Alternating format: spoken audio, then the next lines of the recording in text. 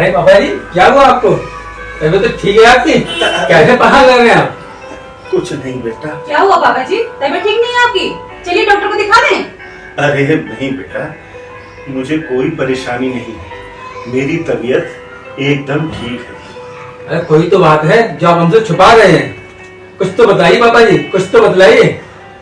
अरे नहीं बेटा, मैं एकदम ठीक हूँ, तुम परेशान मत हो। फिर आपकी उदासी और परेशानी का कारण क्या है पापा जी? बोलिए। क्या बताऊं बेटा, जब तुम लोग सुबह को अपने अपने कामों पर निकल जाते हो तो मैं एकदम अकेला हो जाता हूँ। पूरा दिन कभी अखबार पढ़ लेता हूँ, कभी योगा कर लेता हूँ, कभी सो जाता हूँ, लेकिन ये कमबख्त ये समय नहीं कटता, ये अकेलापन नहीं मिटता। बार बार दरवाजे की तरफ देखता हूँ कि कब तुम लोग घर आओगे, कब शाम होगी और इस घर में फिर से चहल पहल होगी। ये बात तो मैंने कभी सोची ही नहीं पापा जी कि आप भी दिन भर घर में अकेले रहते हैं। आपका भी मन करता होगा कि आपसे भी कोई बात करे और आप किसी से बात करें, अपने मन की बात किसी से कहें। इसीलिए पापा जी इतने उदास रहते हैं, यही परेशानी का कारण है पापा जी के।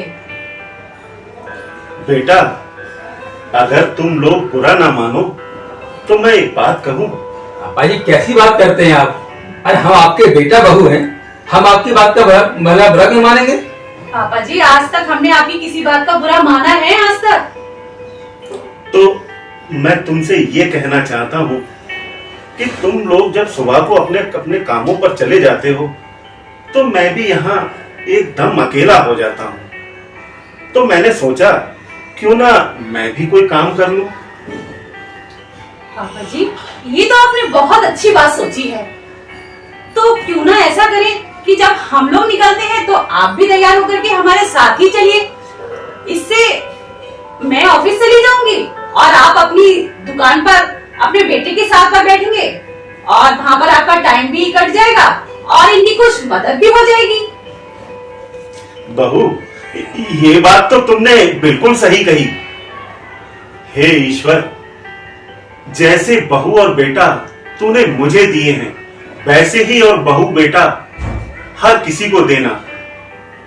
इन जैसे बहू बेटा ही अपने बुजुर्गों के अकेलेपन को समझ सकते हैं और इस अकेलेपन को दूर कर सकते हैं।